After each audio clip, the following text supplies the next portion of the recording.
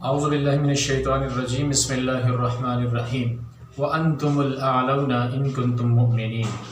دنیا کے اندر عزت، مقام، مرتبہ اور شرف حاصل کرنے کے لیے انسان کے دل کے اندر ایمان ہونا چاہیے۔ اگر دل کے اندر ایمان موجود ہے تو آپ کو دنیا کے اندر اللہ تعالیٰ اس ایمان کی برکت کی وجہ سے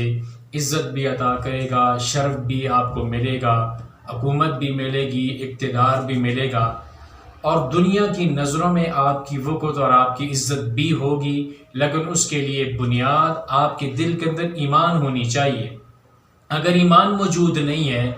تو پھر ذلتیں مقدر بن جائیں گی۔ اور ایمان کیا ہے؟ ایمان اللہ اور اس کے رسول کی باتوں کو سچا سمجھ کر، یقین کر کے اس کے مطابق اپنی زندگی کو بسر کرنا، یہ ایمان ہے۔ سادے لفظوں میں اس بات کو سمجھ لیجئے۔ جس طرح کہ رب العالمین نے سورہ یوسف کے اندر یوسف علیہ السلام کا جب تذکرہ کیا، ان کے بھائیوں نے ان کو اس کنویں کے اندر پھینک دیا، واپس آ کر انہوں نے اپنے باپ کے سامنے رونا دھونا شروع کر دیا تاکہ ہمارے والد کو اس بات کا یقین ہو جائے کہ یوسف علیہ السلام اب اس دنیا کے اندر نہیں رہے۔ تو انہوں نے اپنے والد، اپنے باپ سیدنا یعقوب علیہ السلام سے یہ بات کہی، وَمَا أَنْتَ بِمُؤْمِنٍ لَنَا وَلَوْ كُنَّا صَادِقِينَ، کہ آپ ہماری اس بات کے اوپر یقین نہیں کریں گے اگرچہ ہم سچے ہیں۔ تو ایمان جو یہاں پہ لفظ استعمال ہوا ہے وہ یقین کے معنی میں ہوا ہے۔ تو ایمان ہے ہی بنیادی طور پر یہی چیز کہ انسان اللہ اور اس کے رسول کی باتوں کو سچا سمجھ کر اس کے اوپر یقین کر لے کہ کائنات ساری کی ساری فنا ہو سکتی ہے، آسمان پھٹ سکتا ہے، زمین جو ہے اس کے پہاڑ ریزہ ریزہ ہو سکتے ہیں، سمندروں کو آگ لگ سکتی ہے، لیکن جو اللہ نے کہہ دیا، فرما دیا، اور جو اس کے رسول صلی اللہ علیہ وسلم کی زبان مبارک سے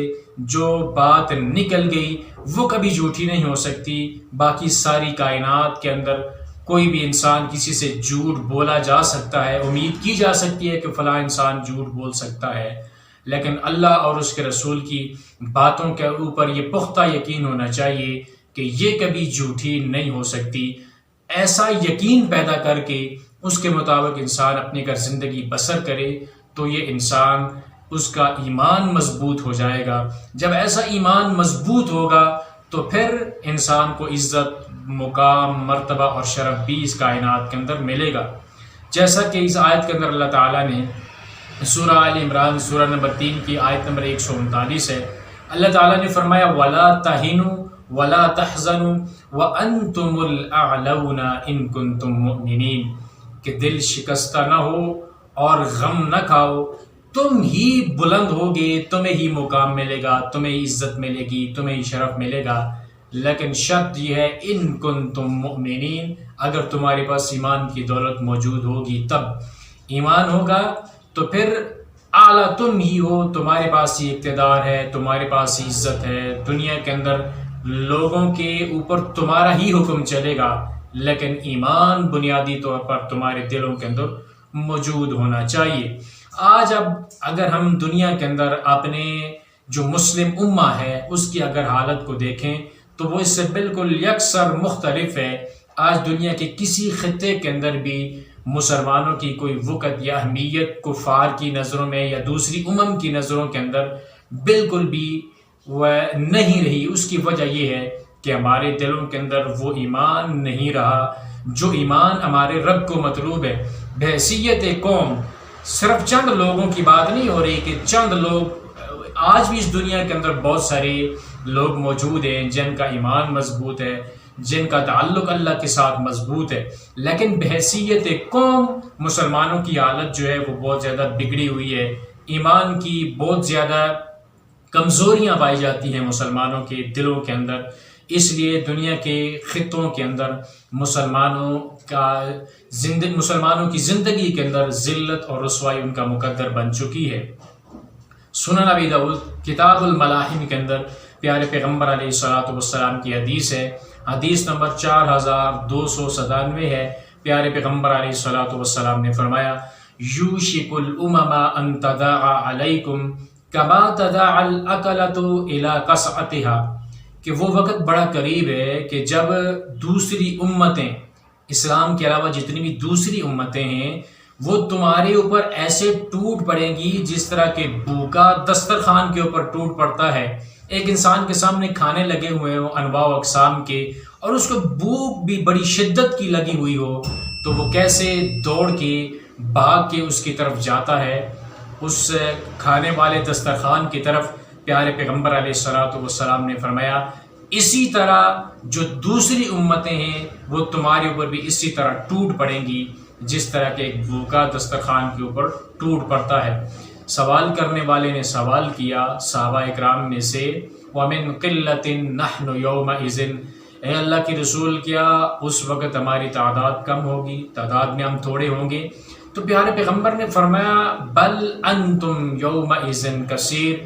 نہ اس دن تمہاری تعداد بہت زیادہ ہوگی، وَلَكِنَّكُمْ غُثَاءٌ كَغُثَاءِ السَّيْلِ، لیکن حیثیت سمندر کی جاگ کی طرح ہوگی۔ اگر ایک سیلاب کا ریلا جا رہا ہو اور اس کے کناروں کے اوپر جاگ کے چند بلبلیں ہوں تو ان بلبلوں کی اس سیلاب کے سامنے کیا حیثیت ہے؟ تعداد ہوگی سیلاب کی طرح کی، تعداد بہت زیادہ ہوگی، لیکن حیثیت ان بلبلوں کی ہوگی جو جاگ بنتی ہے کناروں پہ، وہ حیثیت ہوگی تمہاری۔ وَلَيَنزَعَنَّ اللَّهُ مِن صُدُورِ عَدُوِّكُمُ الْمَهَابَةَ مِنْكُمْ، اور اللہ تمہارے دشمن کے دلوں میں سے تمہارا رعب نکال دے گا۔ وہ رعب جو اللہ تعالیٰ نے کائنات کے امام کو دے کر اس کائنات کے اندر بھیجا تھا کہ پیارے پیغمبر نے فرمایا 1 مہینے کی مسافت سے میرا دشمن مجھ سے ڈرتا ہے کہ اللہ اس کے دل کے اندر پہلے ہی میرا ڈر پیدا کر دیتا ہے۔ وہ ڈر جو ان کے دلوں کے اندر تمہارے ایمان کی وجہ سے ہوگا، وہ ڈر نکال لیا جائے گا ان کے دلوں سے، کوئی بھی کائنات کے اندر تم سے ڈرے گا نہیں۔ وَلَا يَقْذِفَنَّ اللَّهُ فِي قُلُوبِكُمُ الْوَهْنَ، اور اللہ رب العالمین تمہارے دلوں کے اندر وہن کو ڈال دے گا۔ اب سوال کرنے والے نے پھر دوبارہ سوال کیا کہ یہ وہن کیا ہے اے اللہ کے رسول صلی اللہ علیہ وسلم؟ تو پیارے پیغمبر علیہ الصلوۃ والسلام نے فرمایا حب الدنیا و کراہیت الموت، دنیا سے محبت ہو جائے گی اور موت سے کراہت ہو جائے گی۔ ہر وقت بس دنیا کمانے کے اندر لگا رہے گا مسلمان کہ میری دنیا بن جائے، میرا مکان اچھا ہو جائے، میرے پاس گاڑی اچھی ہو، میرا سٹیٹس ہو، میرا کاروبار اچھا ہو، لیکن موت کی کوئی فکر نہیں ہوگی، موت کی کوئی تیاری نہیں ہوگی۔ میدان جو ہے وہ خالی پڑے ہوں گے، میدانوں کے اندر مسلمان اتریں گے نہیں، جہاد نہیں کریں گے، اللہ رب العالمین کے راستے میں لڑیں گے نہیں، اسلام کا دین کا اپنی امت کا دفاع نہیں کریں گے،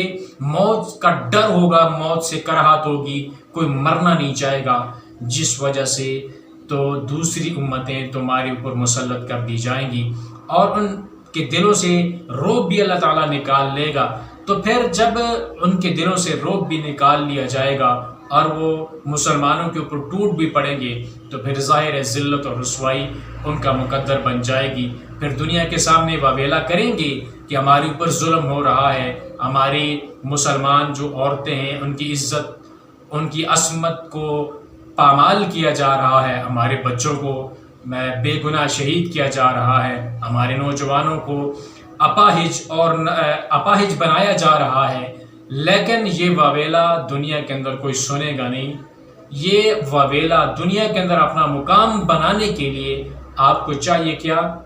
وَأَنْتُمُ الْأَعْلَوْنَ إِن كُنتُم مُؤْمِنِينَ، تمہیں دوبارہ پلٹنا ہوگا اسی ایمان کی طرف، وہی ایمان والی کیفیت بنانی پڑے گی۔ فَإِنْ آمَنُوا بِمِثْلِ مَا آمَنْتُمْ بِهِ فَقَدِ اهْتَدَوْا، جس طرح کہ اس امت کے سب سے پہلے مسلمان صحابہ اکرام نے اپنا ایمان بنایا تھا، جو معیار ان کے ایمان کا تھا اس جیسا ایمان بناؤ گے، اور وہ ایمان تمہارے قلوب و اذہان اور دل کے اندر جب پیوست کر جائے گا اور ایمان تمہارا جب مضبوط ہو جائے گا، پھر دنیا کے اندر تمہیں مقام بھی ملے گا، عزت بھی ملے گی، مرتبہ بھی ملے گا، دنیا کے اوپر تمہاری جو حکمرانی بھی ہوگی، تمہارا لا بھی چلے گا، لیکن اس کے لیے ایمان بنیادی طور پہ شرط ہے۔ اگر ایمان موجود نہ ہوا تو کبھی بھی دنیا کے اوپر نہ تو تم عزت پا سکتے ہو، نہ تمہاری عزت محفوظ رہ سکتی ہے، نہ تمہاری ملک محفوظ رہ سکتے ہیں، نہ تمہاری سرحدیں محفوظ رہ سکتی ہیں، اس لیے کہ ایمان کے نام کے اوپر ہی آپ نے سلطنتوں کو حاصل کیا، اور اسی ایمان کی بنیاد کے اوپر آپ نے اللہ اور اس کے رسول کا نام لے کر لوگوں کے اوپر حکمرانی کا دعویٰ کیا، تو اس کے لیے پھر ایمان بھی مضبوط کرنا پڑے گا۔ نام اور اللہ اور اس کے رسول کا لوگ ہی تو پھر کام بھی وہی کرنے پڑیں گے جو اللہ اور اس کے رسول نے آپ کو حکم دیا ہے۔ اگر ایسا کریں گے تو دنیا کے اوپر عزت، مقام، مرتبہ، شرف سب کچھ ملے گا، اللہ مال و دولت بھی عطا کرے گا، دنیا کی خزانوں کے منہ تمہارے لیے کھول کے رکھ دے گا، اور تمہیں عزتیں بھی عطا کرے گا، تمہاری عزتیں بھی محفوظ رہیں گی۔ لیکن ایمان نہ ہوا تو ان میں سے کوئی بھی چیز آپ کو دنیا کے اوپر ملنے والی نہیں ہے۔ یہ رب العالمین کے قرآن اور پیغمبر کی حدیث ہمیں یہی بتاتی ہیں کہ ہمیں عزتوں کے لیے اللہ کی طرف پلٹنا پڑے گا، اس لیے کہ عزتیں دینے والا اللہ رب العالمین ہے، وہی ساری عزتوں کا مالک ہے۔ جس کو چاہے وہ رب العالمین عزت دے دے، اور جس کو چاہے ذلت کی گہرائیوں کے اندر دھکیل دے۔ تو عزتیں حاصل کرنے کے لیے اللہ رب العالمین کے دین کی طرف ہم سب کو پلٹنا پڑے گا۔ اللہ تعالی ہمیں عمل کرنے کی